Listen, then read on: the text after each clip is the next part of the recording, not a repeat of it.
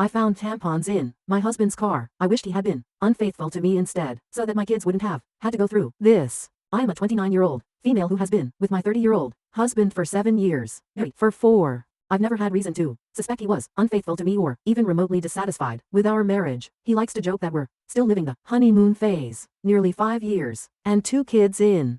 I wouldn't have questioned that, or him, were it not for a surprise I found in his car last month. When buckling our daughter into her car seat, I noticed something slotted between the cushions. At first, I thought it was just some stray toy or snack wrapper, so I reached down to fish it out. As my fingers closed around the object, I felt the familiar, cylindrical shape of a tampon. Confusion washed over me as I pulled it into view, the bright wrapper stark against the upholstery. This wouldn't have been so unusual had I not had an IUD that has stopped my period for the past year, and I didn't even recognize the wrapper style. It was a brand I'd never used, a small but glaring discrepancy that made my stomach churn. I brought it to my husband's attention later that evening, still holding the offending item like it was evidence in a mystery I was desperate to solve. He didn't seem to understand what it was at first, staring at the tampon in my hand with genuine confusion. "Why are you showing me this?" he asked, his brow furrowing. I took a deep breath, trying to keep my voice steady. "I found it in your car, between the cushions, and it's not mine. I haven't had a period in over a year, remember?" His face remained blank for a moment longer before realization dawned. He shrugged and said it probably belonged to his coworker, Fiona. His initial confusion quickly gave way to dismissiveness as he waved off my concerns with a nonchalant explanation. "Probably Fiona's," he said with a shrug, turning back to his phone. "She must have dropped it when we went out for lunch the other day." I stared at him, waiting for a sign that he understood why this was bothering me, but there was nothing. No apology, no concern.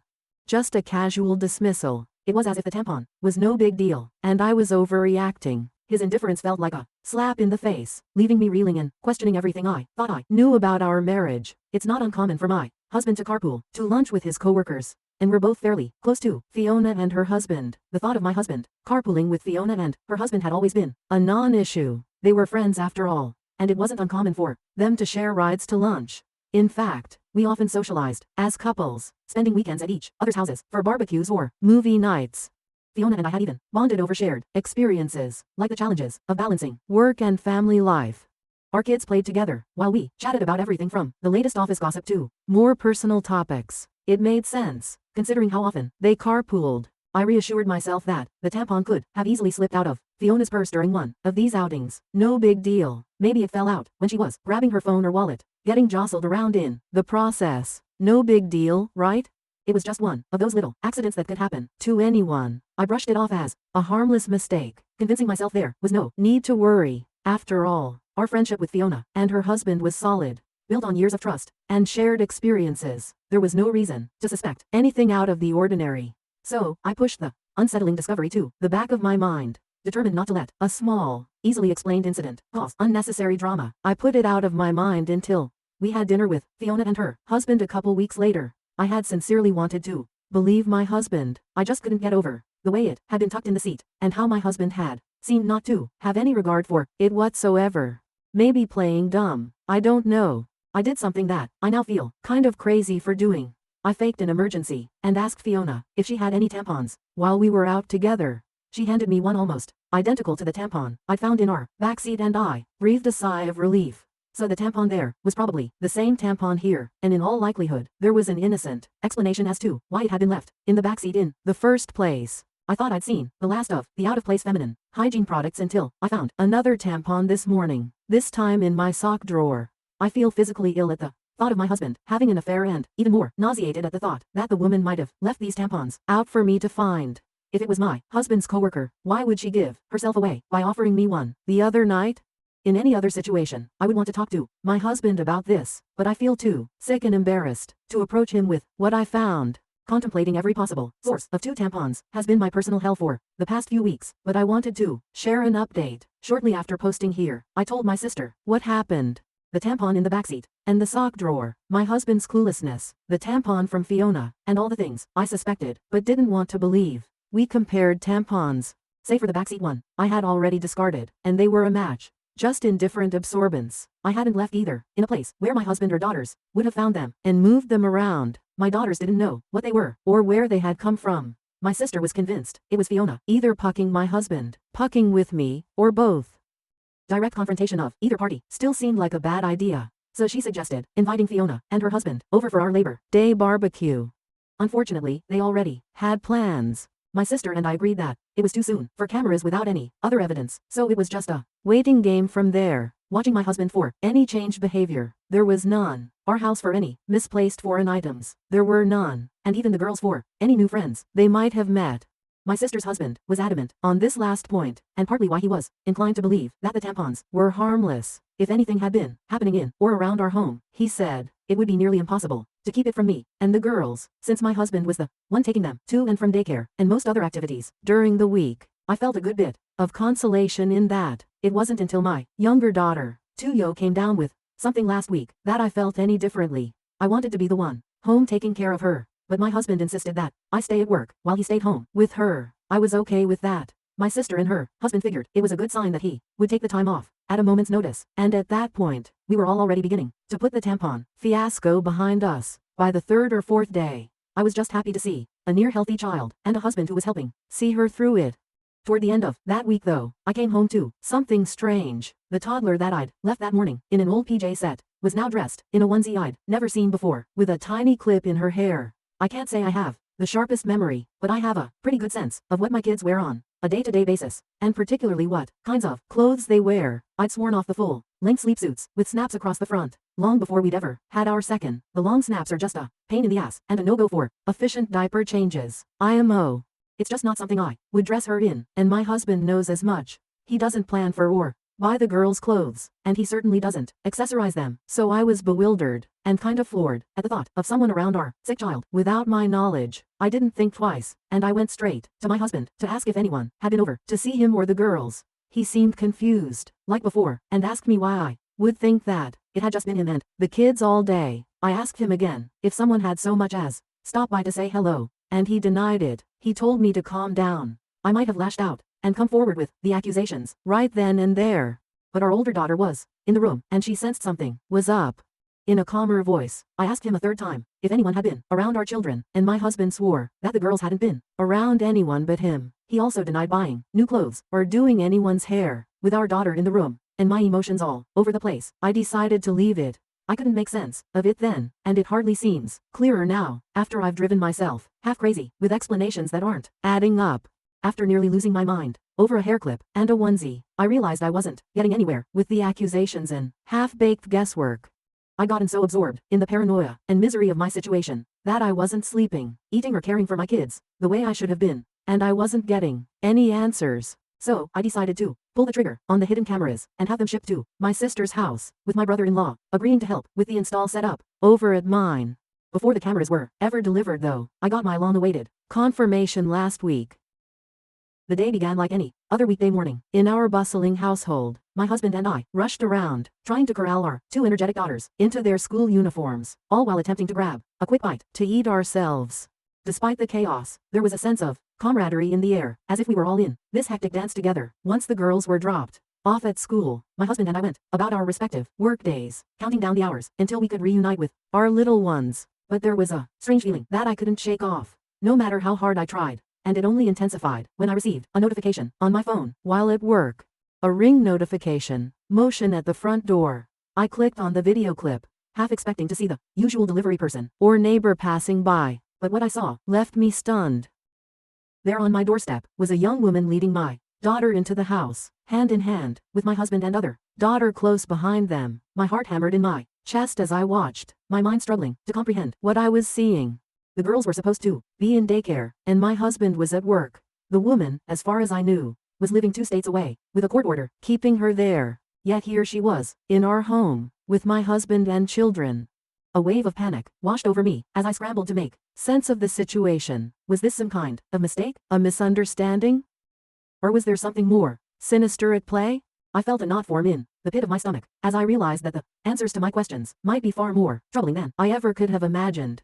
I stared at the screen in disbelief, the blood pounding in my ears, as I watched the unthinkable unfold before my eyes. There, on the footage captured by our Ring doorbell, was a scene straight out of a nightmare. A woman I hadn't seen in years, leading my youngest daughter into our home, hand in hand, with my husband and older daughter trailing behind them. The shock of the moment rendered me momentarily speechless. How could this be happening? The girls were supposed to be at daycare, and my husband at work. Yet here they were, entering our house with a woman I never thought I'd see again. My sister-in-law. My initial reaction was one of sheer disbelief, a desperate hope that there must be some kind of mistake, some innocent explanation for what I was witnessing. But as the reality of the situation sank in, a wave of anger surged through me like a tidal wave, threatening to consume everything in its path. With trembling fingers, I reached for my phone, my heart pounding in my chest as I dialed my husband's number. I needed answers, and I needed them now. But as the phone rang, on the other end, there was no response. I immediately called my husband to ask him what the puck this woman was doing in our house. He didn't answer, so I texted it to him. Even in his stupidity, he probably realized he had messed up by going through the front door, knew I had gotten the ring notification, and wanted to delay the inevitable. By the 5th or 6th subsequent call though, he did pick up.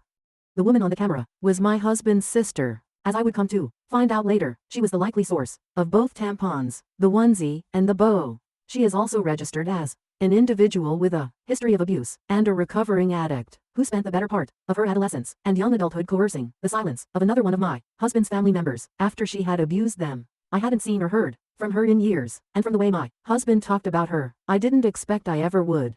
But here she was, in our house, with our children. It wasn't just the shock of seeing her after years of silence that left me reeling. It was the realization of what her presence in our home meant. My sister-in-law, fresh off another stint in rehab, was the last person I expected to find sneaking into our lives, especially under such clandestine circumstances. The gravity of the situation hit me like a ton of bricks. This wasn't about a random tampon or a harmless mistake. It was about deception and betrayal at the deepest level. Suffice to say I was livid. It wasn't an affair at all, and still, somehow, infinitely more disgusting, knowing who it was and why all of this had been happening. Apparently, my sister-in-law had wanted to reconnect and make amends with people she'd hurt, and my husband was high on that list. The irony of her attempts at reconciliation through deceit and intrusion was not lost on me. My husband didn't want me to know, or, worse, try to keep her family, our children, away from her. So they'd been meeting in secret, often at our house when I was at work. They would enter through the garage in my husband's car, so the ring camera at the front door wouldn't tip me off. The level of planning and secrecy involved made my skin crawl. She spent the night on a weekend. I had been on a business trip and slept in our bed. The very thought of her in our home, in our bed, made me feel violated. She babysat our girls on a night my husband told me he had dropped them off at his parents'. The casual way he had lied to me, the ease with which he had kept this secret, made me question everything I thought I knew about him. She bought the girls' clothes and dressed my youngest in the onesie and bow that my husband had promised. In his life, I had dressed her in myself. The image of my daughter in that unfamiliar outfit, a tiny clip in her hair, now felt like a haunting reminder of the betrayal that had been unfolding right under my nose. And yet, when I turned to my husband for reassurance, for a glimmer of hope in the face of uncertainty, all I found was disbelief and denial. He brushed off my concerns with a casual shrug, insisting that it was all in my head, that I was overreacting to a series of harmless coincidences. My husband swore this was all in my head. The tampons, the onesie, the bow, and all the rest. He was perfectly content to watch me agonize for weeks over a woman he insisted didn't exist, shrugging off each progressively more unsettling discovery like it was news to him, and telling me I was being irrational. He insinuated that I was experiencing postpartum depression too, years after I'd given birth. 4 years later, I told him that one of my biggest fears for motherhood was to suffer from PPD like my mother had with me, to not be fully present for our babies and be left with a world of guilt and regret as they grew older. But as the week stretched into months, and the truth remained stubbornly elusive, my patience wore thin, replaced by a simmering rage that threatened to consume me whole. How could he dismiss my fears so callously, to gaslight me into doubting my own sanity? How could he stand idly by as our family teetered on the brink of collapse? He told me I wasn't sleeping enough, that I missed the girls too much, that I needed to take a step back and reevaluate the state of my mental health. I gave him the benefit of the doubt because he was my husband, and because no other version of events made sense. Now, after a month of this mind puck, I have nothing to show for my trust but this pathetic situation and a lot of anger. My husband failed to explain himself. When confronted, he stammered and stumbled over his words, offering half-hearted excuses that made no sense. He muttered something about trying to protect me from unnecessary stress, about his sister just wanting to make amends, but his words were disjointed and unconvincing. Each excuse was more implausible than the last, a desperate attempt to cover up the truth. His evasiveness only confirmed my worst fears. The man I had trusted and built a life with was now a stranger to me, hiding behind a facade of lies and deceit. I watched as he avoided eye contact, his shoulders slumped. In defeat, the weight of his betrayal hung heavily in the air, a palpable presence that neither of us could ignore. There was no reasonable explanation for his actions, or for the deceit that had tainted our marriage. Every time he opened his mouth, I could see the panic in his eyes, the realization that he had been caught, and there was no way out. His silence on certain points spoke louder than any words ever could, revealing the depth of his dishonesty. I knew then that I couldn't stay with someone who had so blatantly betrayed my trust and jeopardized the safety of our children.